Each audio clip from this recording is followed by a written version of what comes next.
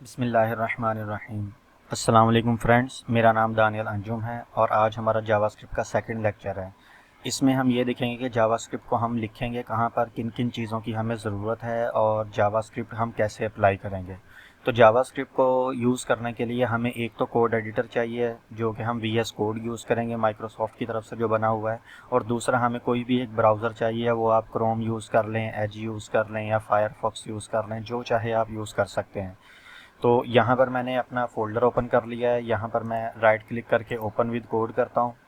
तो यहाँ पर मेरे पास क्या होगा, ये वी एस कोड ओपन हो गया है। तो यहाँ पर वी एस कोड जैसे कि हम क्लास में भी यूज़ करते रहते हैं, आप इससे थोड़ा सा फेमिलियर होंगे। तो आप जब यहाँ पर माउस लेके आएंगे तो यहाँ प्लस के आइकन पर क्लिक करके हम एक नई फाइल बना लेते हैं और यहाँ लिख देते हैं lecture1.html। तो जैसे ही मैंने ये HTML लिख लिया, आपको पता है हम शिफ्ट 1 दबाएंगे तो हमारा सारा का सारा जो HTML की बॉयलर प्लेट है वो आ जाएगी। और यहाँ हम टाइटल टैग में लिख देते हैं जावास्क्रिप्ट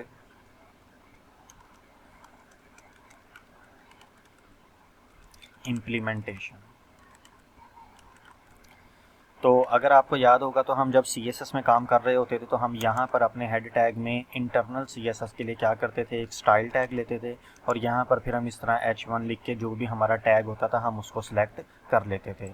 जावास्क्रिप्ट भी आप यहाँ हेड टैग में आके यूज़ कर सकते हैं और बॉडी टैग में भी आके आप यूज़ कर सकते हैं।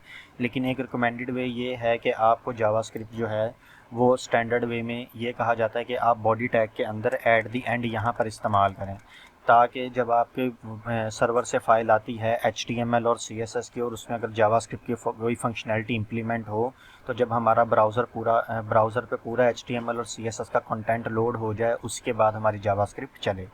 तो जावास्क्रिप्ट चलाने के लिए आपको यहाँ पर से एक स्क्रिप्ट टैग यूज़ करना है और इस स्क्रिप्ट टैग के अंदर आप अब जो कुछ भी लिखेंगे वो आपके जावास्क्रिप्ट में चलना शुरू हो जाएगा।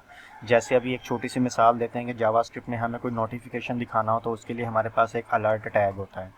इस अलर्ट टैग के अंदर मैं यहाँ पर लिख देता हूँ हेलो JS।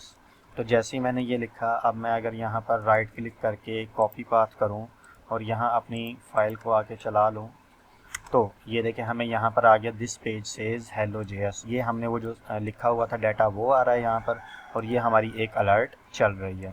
तो ये अलर्ट चलने से हमें ये कंफर्म हो जाता है हमारी जावास्क्रिप्ट जो है वो वर्क कर रही है। तो यहाँ पर इस तरह स्क्रिप्ट टैग के अंदर आप क्या कर सकते हैं, अपनी जावास्क्रिप्ट को लिख सकते हैं।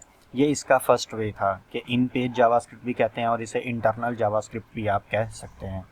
तो सेकंड मेथड जावास्क्रिप्ट को जो है ऐड करने का वो ये है कि जैसे हम CSS में एक्सटर्नल CSS यूज़ करते थे, एक सेपरेट फाइल बनाते थे, उसमें आके हम अपना काम करते थे, सेम हम यहाँ पर भी जो है एक्सटर्नल फाइल बना के उसके अंदर भी अपनी जावास्क्रिप्ट लिख सकते हैं। तो यहाँ एक प्लस आइकन पे आ जाएं और यहाँ पर हम फाइल का नाम बना लेते हैं script.js। तो जाहिर सी बात है जावास्क्रिप्ट की फ़ाइल बनाएंगे तो हमें जावास्क्रिप्ट की एक्सटेंशन लिखनी पड़ेगी .js। जैसे HTML की फ़ाइल में हम .html लिखते थे, CSS की फ़ाइल में .css लिखते थे, तो जावास्क्रिप्ट की फ़ाइल में हम यहाँ पर उसकी एक्सटेंशन JS लगाएंगे। और यहाँ पर जैसे ही हम इसको ओपन करेंगे तो देखें ये हमारे पास एक नई फ़ाइल बन गई है।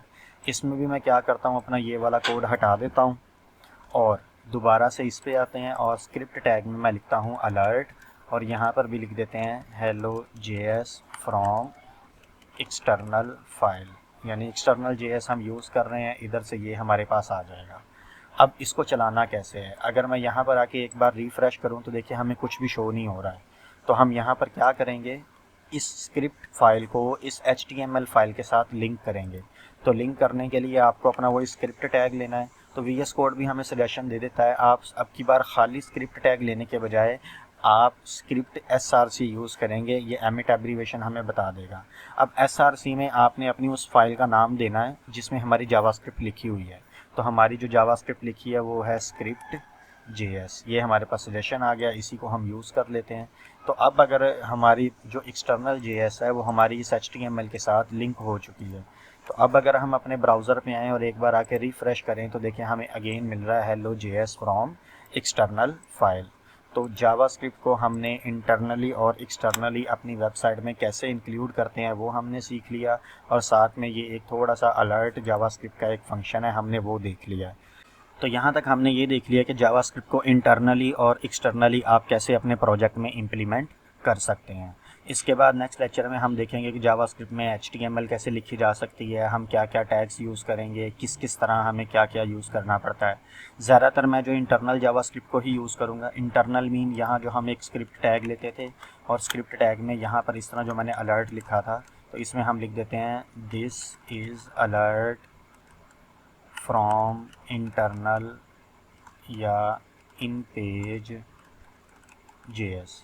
तो अब हम अगर अपनी वेबसाइट को जाके रिफ़्रेश करेंगे तो हमें दो अलर्ट मिलेंगी। फर्स्ट हमने किया तो अलर्ट फ्रॉम इंटरनल, जैसे ही ओके किया तो हमें सेकंड भी मिल गया। और इसमें एक बात याद रखिएगा, आप जितने मर्जी स्क्रिप्ट टैग बना सकते हैं। जैसे मैंने एक ये बनाया और फिर नीचे एक ये स्क्रिप्ट टैग बनाया। ये स्क्रिप्ट टैग के अंदर आपने कुछ नहीं लिखना, क्योंकि यहाँ पर हमारी सिर्फ एक फ़ाइल इंक्लूड होती है। और जो ये वाला हमारा स्क्रिप्ट टैग है, इसके अंदर हम अपनी सारी कोडिंग करते हैं। इसकी सारी कोडिंग हम ये एक्सटर्नल JS वाली फ़ाइल के अंदर करते हैं। तो यहाँ तक आप लोग प्रैक्टिस करें। जहाँ से ना समझ आए आप लोग इस मुझसे क्वेश्चन कर सकते हैं, कमेंट में भी पूछ सकते हैं, और क्लास के अंदर भी आप मुझसे ये वाली बात पूछ सकते हैं।